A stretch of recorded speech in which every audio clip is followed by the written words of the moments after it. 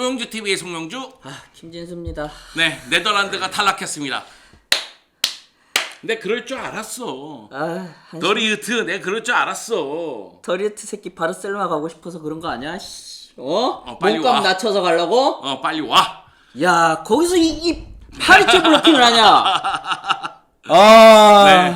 진짜. 아니, 우리가 네덜란드 얘기할 때 그 얘기했었잖아요. 선수 퇴장이 있으면 모를까. 그렇지, 퇴장 있으면 모를까. 근데 근데 또 있네? 진수도 또 그 얘기를 했어요.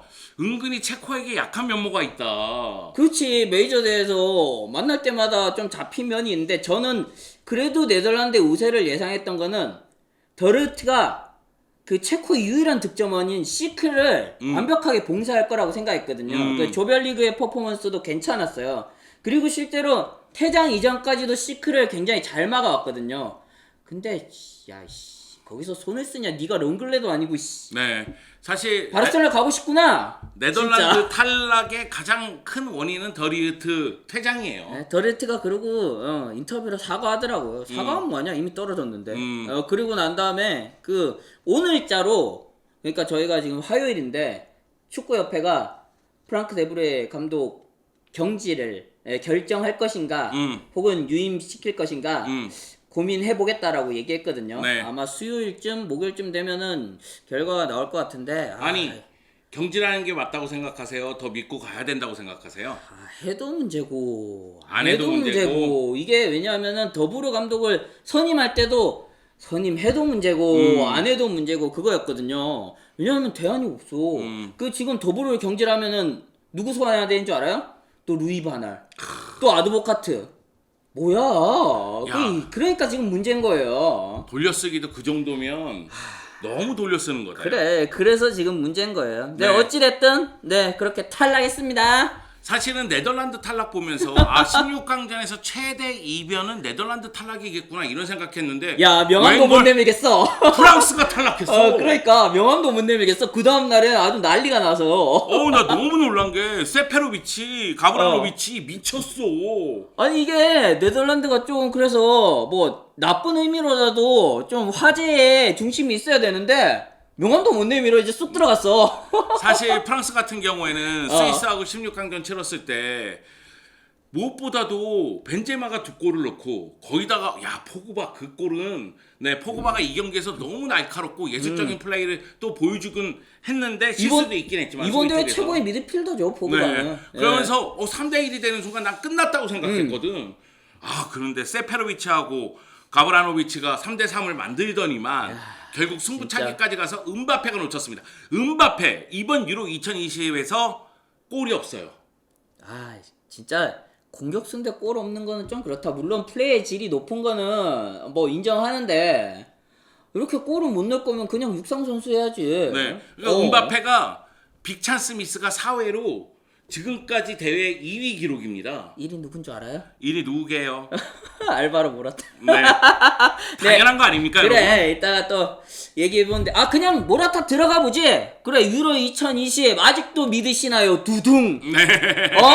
아직도 믿는다고 이들은? 자, 스페인이 모라타의 결승골로, 연장전에 터진 모라타의 결승골로 크로아티아를 제압하면서 8강 진출에 성공을 했습니다. 야, 모라타 발 얹어놓고 왼발로 발리 날린 거 봤어요? 죽였지. 근데 왜 여기에다 뽑았지? 네, 그런데 모라타가 4경기에서 2골인데 4경기에서 빅찬스를 놓친 게 총 6회나 됩니다. 압도적이야. 네. 그러니까 모라타는 연장전 가야지 터지나 봐. 약간 스포트라이트가 자신에게 와야지 터져.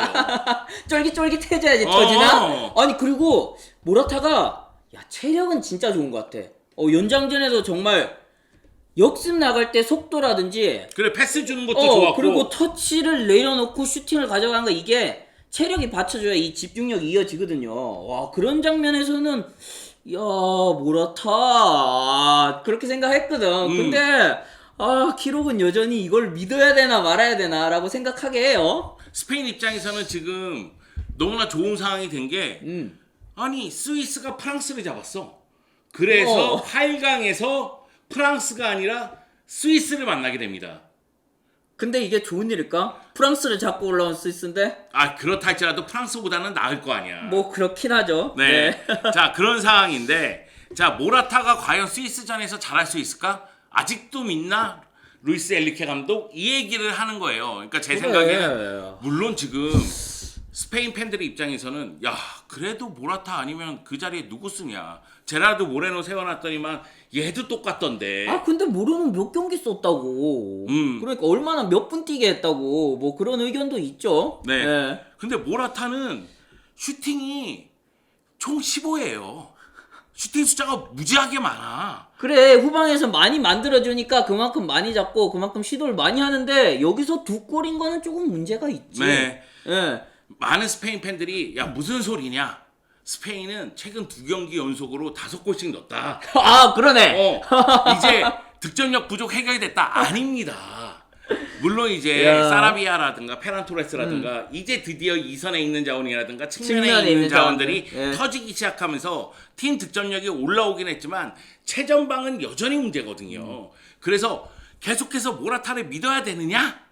이것을 한번 생각해 보자고 저희가 이제 아직 좀 믿으시나요? 모라타 이런 얘기를 드린 거예요. 아 얼마나 지금 못 믿겠으면 이렇게 말도 꼬이냐고. 아니 근데 아까 쫄깃쫄깃 해줘야지 좀 집중력이 올라오나라고 생각했는데 이거 시작부터 쫄깃쫄깃해졌어 스페인이.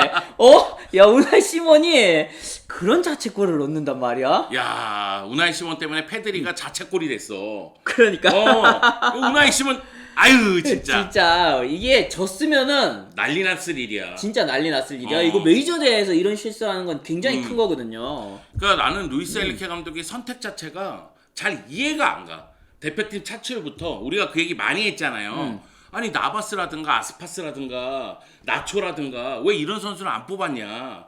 그러니까 그리고 선발 명단 짜는 거 봤을 때도 이게 이래야 되나? 이런 게 조금씩 있어요. 근데 믿음의 축구인데 아스필리쿠에타 헤딩골 넣고 모라타가 중요한 골 넣고 야 이걸 진짜 근데 뭐라고 얘기해야 될지 모르겠어. 이 믿음의 축구를. 그러다 보니까 결과가 나오고 있어가지고 할 지금 말이 없어져.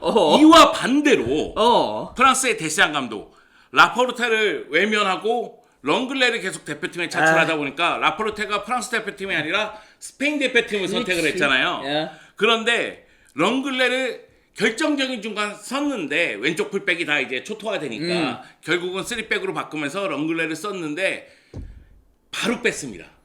이럴 수밖에 없었어요. 45분 뛰었는데 이 정도로 임팩트 있는 부진은 야 렁글레 진짜 참 할 말이 없다. 네. 첫 번째 골 실점할 때 고개를 숙이더라고. 아니 거기서 왜 숙여? 렁글레가 근데 거기 가운데 있는 이유가 뭔데? 제공권 장악하고 중심 잡아주기 위해서 있는 거잖아. 근데 거기서 따이면 어떡하냐고. 네. 그러니까 진짜. 렁글레를 믿었던 데시안 감독 문제라는 거죠. 제가 그렇지. 생각하기에는 데시안 감독 계약 지끈지끈하다. 기간은 남아 있지만 데시안 감독도 물러설 때가 되지 않았나? 이런 생각까지 들더라고요. 그런 얘기가 나오고 있죠. 네. 그러면서 이제 지란 감독이 맡아야 되는 것 아니냐. 이런 얘기도 나오고 있고요. 네. 포르투갈도 마찬가지입니다. 포르투갈 같은 경우에도 그래. 페페 너무 거칠고 막 여러 가지 수비 쪽에서 문제 나타나고 그렇지. 네, 그래서 포르투갈 같은 경우에도 감독 교체할 시기가 됐구나 이런 생각이 들더라고요. 물론 일부에서는 그런 얘기하죠. 포르투갈은 감독 탓하면 안 된다. 호날두라는 감독이 또 한 명 있기 때문에 그쪽은 감독이 2명이다 보니까 그런 일이 벌어진 거다. 이렇게 얘기하시는 분들도 그리고 있는데 조별리그 3차전 그리고 16강전에서도 그 변화를 계속 이어간 거는 산토스 감독 치고는 굉장히 괜찮았어. 큰 변화였다. 괜찮았다라고 생각이 들어요. 근데 감독 교체를 한번 고민해 볼 만은 하죠. 시기가. 왜냐면 포르투갈은 멤버가 너무 좋으니까 요 시기가 지나면 또다시 암흑기가 올 수도 있습니다. 물론 이거는 벨기에도 마찬가지 얘기인데 그럼 벨기에 에당 하자르 얘기를 좀 해보죠. 에당 하자르는 사실은 출전했을 때는 여전히 클래스가 있는 선수라서 날카로움을 조금씩 보여줍니다. 그런데 팬들이 버거형이라고 부르잖아요. 버거요. 네. 부상이 너무 잦아.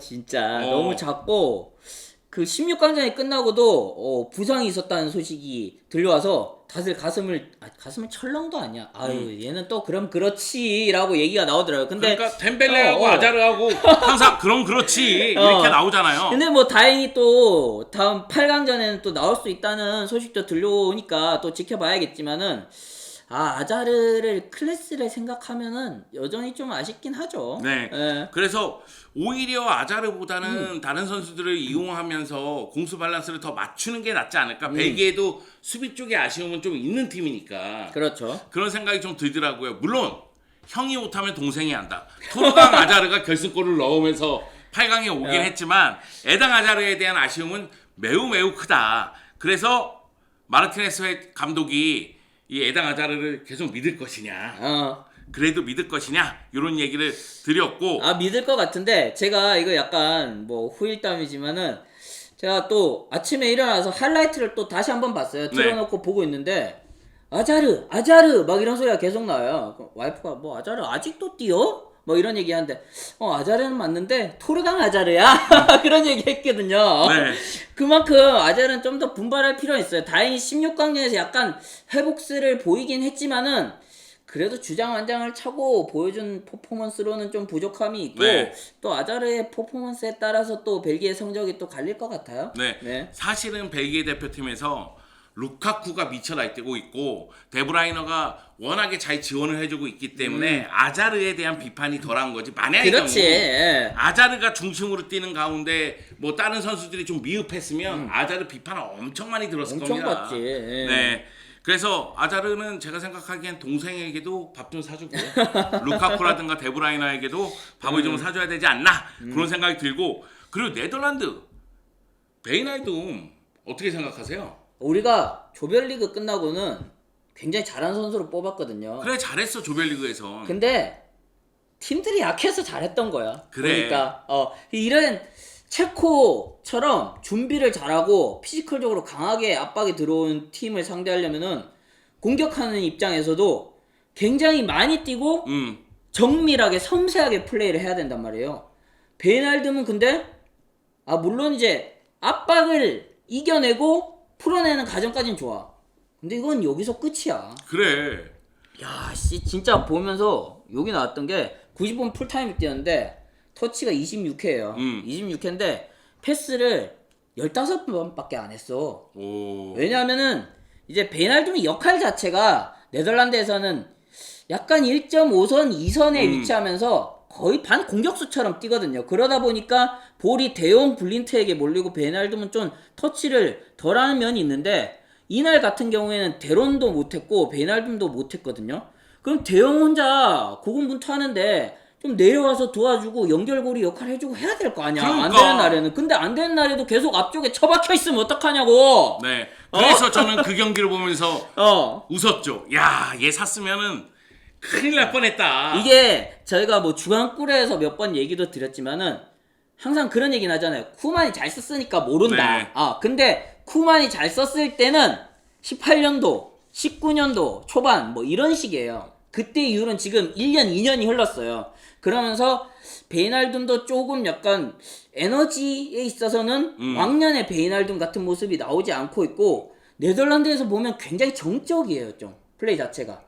그러다 보니까 영향력 자체가 굉장히 떨어지고 과거에는 역습 나갈 땐 정말 역동적이었거든요. 데파이와 연결을 해가면서 볼을 주고받으면서 좋은 찬스들을 많이 만들어내고 공격 포인트까지 막 양산을 해냈는데 지금은 그 역습 나갈 때의 선택지라든지 나가는 속도라든지 그런 면에 있어서 1, 2년 전에 베이날둠과 비교했을 땐 굉장히 좀 많이 떨어진 모습을 보이고 있거든요. 네. 그런 면에서는 바르셀로나 잘했다. 파리는 야 너네는 좀 약간 모르겠다. 긴장하고 봐야 될 것 같고 잘 써야 될 것 같다. 네. 그런 생각이 들어요. 그리고 이제 잉글랜드 대표팀에서도 뭐 해리케인이라든가 필포덴이라든가 기대만큼의 활약을 못하는 선수들이 있었잖아요. 그런데 그렇죠. 그렇다고 해리케인을 빼는 거는 굉장히 부담스러운 일이고, 그렇지. 해리케인은 어찌됐든 터질 때까지 계속 밀고 네. 가야 되는 선수죠. 오히려 필포덴 같은 경우에는 교체로 쓰면 어떨까. 일단 이 선수의 폼이 좀 올라올 때 동안 거기다가 필포덴도 중요한 경기에서 골을 얻는 능력이 있으니까 그런 측면에서는 좀 관심이 가고, 데클런 라이스 같은 경우에도 기대만큼 활약을 한다고 보긴 좀 어렵지 않나. 지금 잉글랜드가 좀 답답해진 원인 가운데 뭐 여러 가지를 찾을 수 있지만은 이 라이스와 칼빈 필립스를 쓰는 바람에 좀 답답해진 경향도 있거든요. 이 두 선수가 물론 이제 칼빈 필립스는 리즈에서 공수 연결고리 역할도 하고 굉장히 또 부지런히 뛰는 선수지만은 기본적으로 좀 약간 수비에 포커스를 맞춘 것 아닌가 그런 생각이 드는 약간 안정지향적인 그런 조합이라고 볼 수 있거든요. 그런 면에서 칼빈 필립스는 굉장히 좀 그런 시선들을 풀어주기 위해서 공격에도 열심히 가담하고 경합도 많이 해주고 또 굉장한 역할들을 많이 해주고 있는데 라이스는 옆에서 뭘 하지? 라는 생각이 좀 드는 거예요. 네. 근데 저는 그런 생각은 들어요. 그러니까 만약의 경우 잉글랜드가 이번 16강전부터 독일 만나고 그리고 이제 경기 결과가 이 영상이 나갈 때쯤에는 나왔을 텐데 네, 그럴 거예요. 네. 그런데 소위 얘기해서 강팀을 만났을 때는 라이스를 배치하는 거는 충분히 효과를 볼 수도 있겠다는 생각이 들지만 조별리그에서 활약을 봤을 때는 소위 얘기해서 잉글랜드보다는 한 단계 아래 팀을 상대할 때는 조금 더 공격적인 선수 기용과 운영을 했어야 되는 건 아닌가 이런 아쉬움이 있다 보니까 라이스의 활약도 좀 미비해 보였다. 조별리그 기준으로는 그렇게 말씀을 드린 거고 저희가 아직도 믿으시나요? 그러면서 모라타 얘기도 하고 런글레 얘기도 하고 바이나이좀 얘기하고 에당하자르 얘기하고 네. 그리고 잉글랜드 선수 몇몇 얘기를 했는데 물론 이제 16강에서 탈락한 팀들은 이 선수들을 안 믿을 가능성이 있죠. 그런데 8강에 올라가거나 이 경기를 치러야 되는 것을 준비하는 팀들은 내 생각에는 계속 믿을 것 같아. 모라타 계속 기용할 것 같아. 아니, 감독들이 그런 게 있어. 내 선택이 맞았다. 이거를 입증하고 싶은 욕심이 있어. 그렇죠. 그러고 나서 나중에 잘리고 난 다음에는 틀렸구나라고 생각하지. 그렇지. 저는 베이날둠 뭐 플러스 데론까지 여기는 이제 네덜란드 대표팀에서의 뭐 영향력 이런 것들은 이제 좀 내려놔야 되지 않나 생각이 들고 도형 중심으로 다시 흐라벤베르, 뭐 코프 메이너스 이런 젊은 선수들을 기용해서 개편을 해야 된다고 생각들거든요. 근데 다음 감독이 그럴지는 모르겠고 다른 감독들도 결국은 보면은 똑같아요. 이렇게 급변하는 그런 모습을 보여주는 감독들은 사실 많지는 않아. 네. 물론 저희가 이제 얘기한 선수들도 경기별로 봤을 때는 잘한 경기도 있어요. 사실 그래. 모라타 같은 경우에는 16강전에서 연장 결승골이라니까. 그렇지. 그런데 모라타를 지금 비판하고 있다고 이런 자리가 나오는 거는 뭐 여러분들도 느끼겠지만 아니 이게 우리가 한두 해 봐서 그런 게 아니기 맞습니다. 때문에 그래 이렇게 얘기하는 거예요. 그리고 비판할 만하다고 여러분도 동의할 거예요. 그래요. 자, 그래서 저희가 참. 유로 2020 중간쯤에 굉장히 좀 부진하거나 기대에 못 미치는 선수들을 얘기하면서 아직도 믿고 계시나요? 이런 식으로 한번 코너를 짜봤는데 나는 안 믿을란다. 그만 믿고 싶다. 네. 진짜. 여하튼 뭐 유로 2020이 매우 뜨거우니까 기대에 못 미치는 선수도 있고 기대에 부응하는 선수도 있고 깜짝 스타도 있고 그런 거 아니겠어요? 나의 유로 2020은 여기서 끝났소이다. 네, 네덜란드 안녕. 자, 프랑스 안녕, 포르투갈 안녕. 스페인 어디까지 가나 두고 보자. 네, 모라타가 지금부터 미쳐 날뛸 수 있어. 내가 이렇게 얘기해서. 우리 같이 한번 지켜봅시다. 네. 나는 해탈했다.